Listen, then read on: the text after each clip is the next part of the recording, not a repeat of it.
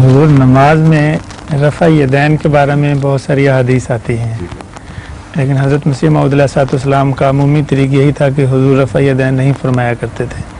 اس میں کوئی خاص حکمت ہے یا؟ رفع یدین میں جہاں حدیثیں بہت کثرت سے ملتی ہیں وہاں حدیثوں کا فقدان بھی بہت ملتا ہے. جی. یعنی بعض مسالک میں کوئی حدیث ذکر ہی نہیں. تو جن لوگوں نے یہ حدیثیں پیش کی ہیں انہوں نے کثرت سے جمع کر لی ہیں اس مسئلے کو ثابت کرنے کے لیے کہ گویا روزمرہ حضرت صلی اللہ علیہ وسلم کا یہی دستور تھا. اس کے خلاف دلائل یہ ہے کہ اگر یہ روزمرہ دستور تھا تو بڑے بڑے مسالک فقہی کلیتاً کیوں محروم رہ گئے اس سے، اور خود اہل بیت کو کیوں علم نہ ہوا. صرف اہل بیت کی گواہی ہو تو آپ کہہ سکتے ہیں شیعوں نے یہ مسلک بنا لیا، مگر صرف اہل بیت کی گواہی نہیں ہے بلکہ اہل بیت کے علاوہ بھی حنفی ہیں، شافعی ہیں، مالکی ہیں، ان میں سے کوئی بھی رفع یدین کا قائل نہیں. تو اہل حدیث کی محدود چند فرقہ جو چند مقابلتاً امت کے مقابلے پر تھوڑا سا ہے، انہوں نے جو حدیثوں کی بھرمار کر لی ہے تو معلوم ہوتا ہے اس تلاش میں رہے ہیں، اور ایک ہی حدیث ہو سکتا ہے مختلف روایتوں سے آئی ہو تو اس کو اکٹھا کر لیتے ہیں.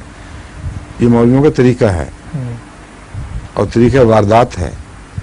چنانچہ وہ لانبی آبادی دیکھیں کیسی انہوں نے بھرمار اکٹھی کر لی، اور جو حدیثیں آتی ہیں کہ آ سکتا ہے اس بالکل خاموشی ایک طرف پھینک دی. تو اس لیے یہ جو مسالک ہیں ان میں ہر مذہب کے جو مسلک ہیں ان کی طرف سے اپنے مسالک کی تائید میں جو حدیثیں ہوتی ہیں وہ اعتبار کا کچھ حصہ کھو دیتی ہیں، یا کم سے کم یہ ثابت کر دیتی ہیں کہ جو کثرت اور جوش اور جو غیر معمولی ان کے اندر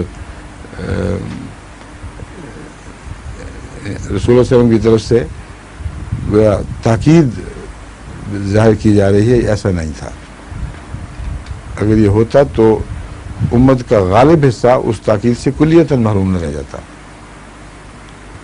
حضرت مسیح موعود علیہ السلام نے جو مسلک اختیار فرمایا، آپ نے فرمایا کہ یہ حدیثیں یہ تو بتاتی ہیں کہ حضور نے کبھی ضرور کیا ہے، اور جب کبھی کیا ہے تو رسول اللہ صلی اللہ علیہ وسلم کے عشق اور محبت کا تقاضا ہے کہ روزمرہ کا مسلک نہ بھی بناؤ کبھی تو کرو.